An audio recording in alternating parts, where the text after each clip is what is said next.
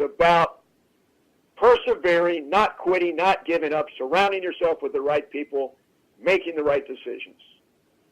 And what this is talking about is the building, the tower.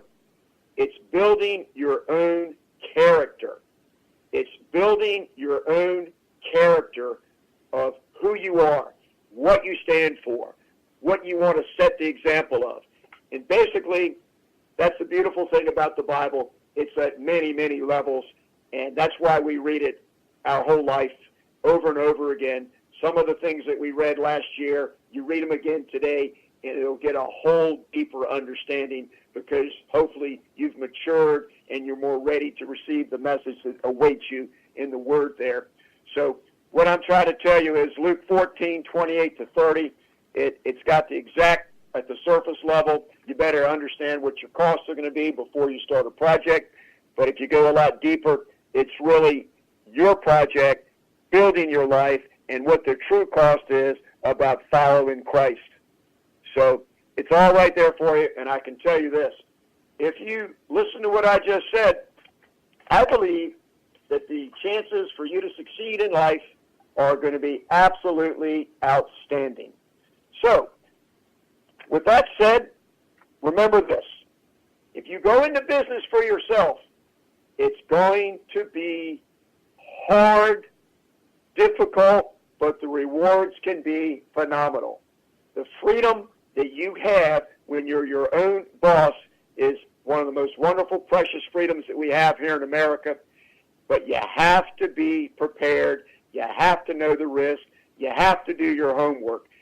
So, with that said, let's take a little story that I wrote. It's on page 40 of Personal Finance, Small Business Ownership. I've told you all along that this series that I'm doing, Personal Finance and Small Business Ownership, is coming right out of a seminar that's in a workbook that's on the website, brightthink.org, under documents by the same name, Personal Finance and Small Business Ownership. So here's a little story that I want to give you to illustrate the following point.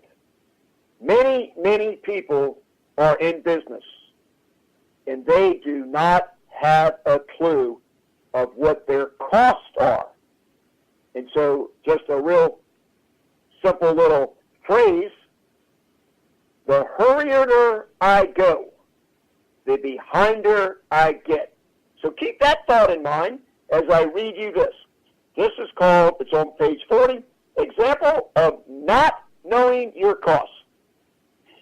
There's this little second grade girl who wants a $50 Barbie doll. So she asks her parents, Mommy, Daddy, will you buy me that Barbie doll? They can't afford to buy the $50 doll, and it's not Christmas or her birthday. They don't have any extra money. They just can't do it. Times are tight. There is a PTA bake sale coming up at her school, so they say to her, why don't we sell cakes at the PTA bake sale, and if we make $50, we will buy you the Barbie doll. So they get a table in the hallway at the PTA bake sale and sell cakes. Their cost for each cake is $6. They sell each cake for $10. So they're going to make $4 each time they sell a cake. They need to sell 12 and a half cakes to make the $50 that they need. But since they aren't selling half cakes, they need to sell 13 cakes to make enough money to buy the Barbie doll. As soon as the little girl sells 5 cakes and has 5 $10 bills in her hand, she starts jumping up and down saying, oh, goody, goody, Mommy and Daddy, we can buy the Barbie doll now. She doesn't have a clue about the cost. All she knows is that she has the $50 that they need. There are many, many businesses that operate just like that little girl. They don't have a clue about their cost. All they think about are their sales. Okay, so that's the $50 Barbie doll story. It's on page 40 on personal finance, small business ownership, under documents on rightthink.org, RIGHTTHINK.org. Let's talk about the $50 Barbie doll story for a minute.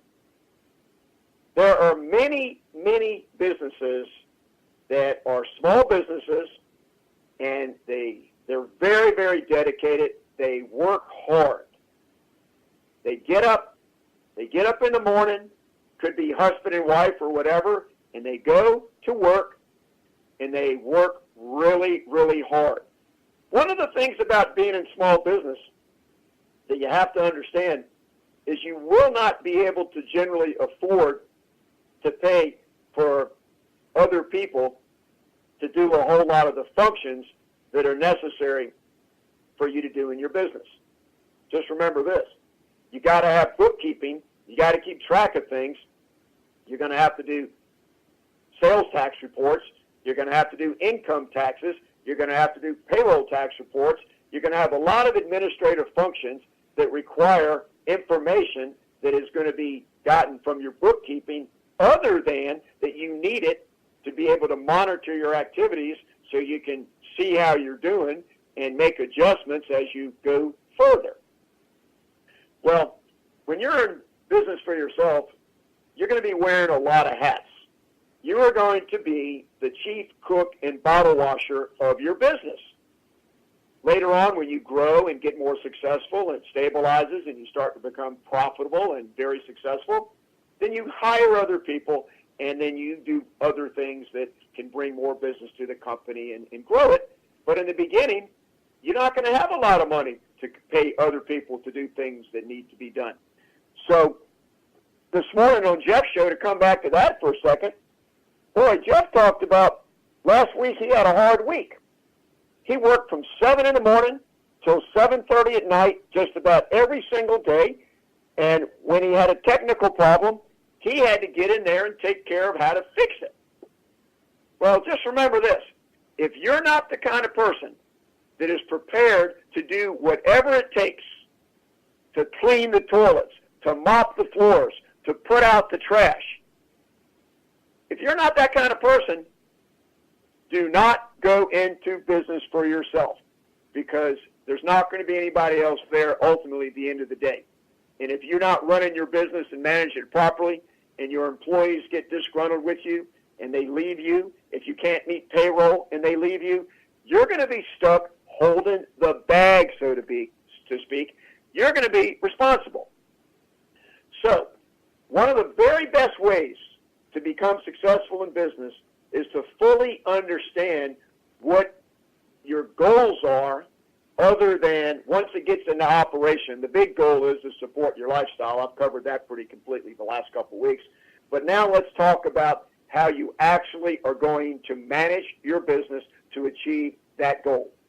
And in the book that I have, there's going to be a page in there. I don't know the page number right now, but it shows you the basic financial statement of a business.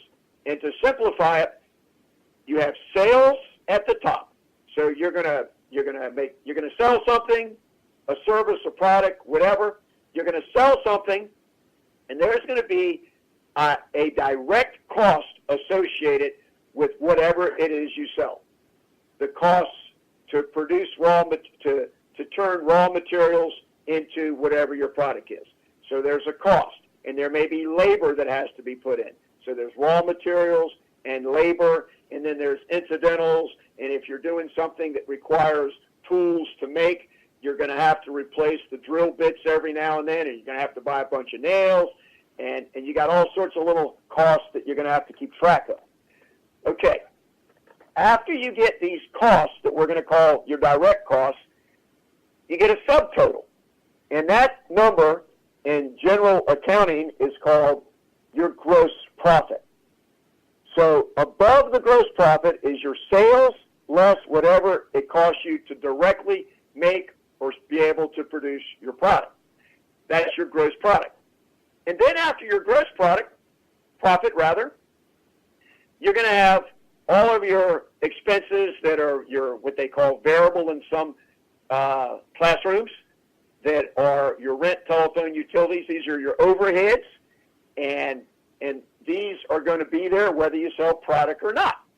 And then somewhere in there, you're going to have to take out payroll for whoever it is that you're hiring to help you do this. Some of the payroll may be a direct cost because they're on the line making the products, or some of it may be administrative costs. But either way, you're going to have payroll or labor expense. So you finally get it down to a subtotal, and somewhere in there, you want to pay yourself. If you don't want to pay yourself, which there are some situations where you don't have to pay yourself. There's a lot of very successful people who start a small business that's more of a hobby, that doesn't matter if it really makes money or not. It keeps everybody in the family happy, and they don't really need the money. Well, if you're fortunate enough to be in a situation where you can run your own small business without having to be concerned whether it's profitable or not, and my definition of profit includes paying yourself your paycheck, money that you need to take out.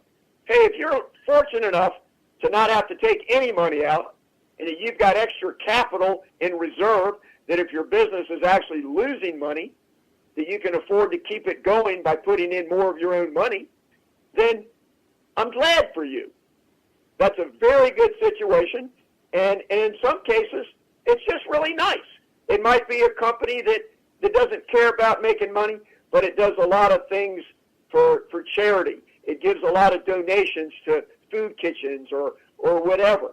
So, hey, if that's who you are, then keep doing what you're doing, because you're doing your part to help make the world a better place, and I compliment you for doing that. But if you're one of the many, many people that business is a little more critical that you pay yourself, then let's talk about what's involved in paying yourself. I'm going to talk at a very simplified level for a second, and then I'm going to delve into some of the details. Basically, you're going to have to sell enough product, get enough money coming in to cover all of the direct costs and all of your expenses, to be able to make enough money to pay everybody that needs to get paid, including yourself. So you have to be profitable to sustain. If you don't make enough to do that, it's just a matter of time before your personal resources are going to be not enough to keep the business going, your credit's not going to be there to keep it going, and you're going to have to say, I tried, but I can't keep it going. I'm going to close my business down. Well, I'm a problem solver. You know, this is America. You can do anything you set your mind to if you surround yourself with the right people and have the right values and go about it the right way. Get all the right licenses. Market yourself correctly. There's lots of things. Hey, being in business for yourself has hundreds and hundreds of things that you're going to need to do if you're going to be successful. But right now, I'm talking about cost again. I told you the $50 Barbie doll story. So if you manage your business and you have in your mind the gross profit, which is the sales less the direct costs, if you know that number and you achieve that number by selling enough sales, make enough sales, cover all your costs, hit your gross profit, your targeted gross profit, and you've calculated what that number needs to be ahead of time to do two things. And this is the Steve Copeland method of managing, and I've been doing it for 45 years. I've passed it on to quite a few people, had some wonderful successes. It works for me, and I'm going to give it to you now. And it's not by my book. My book's right there on the internet for free. I hope you enjoy it. I'm giving it to you from my heart because I want you to have a better life. Here's what it is. Instead of starting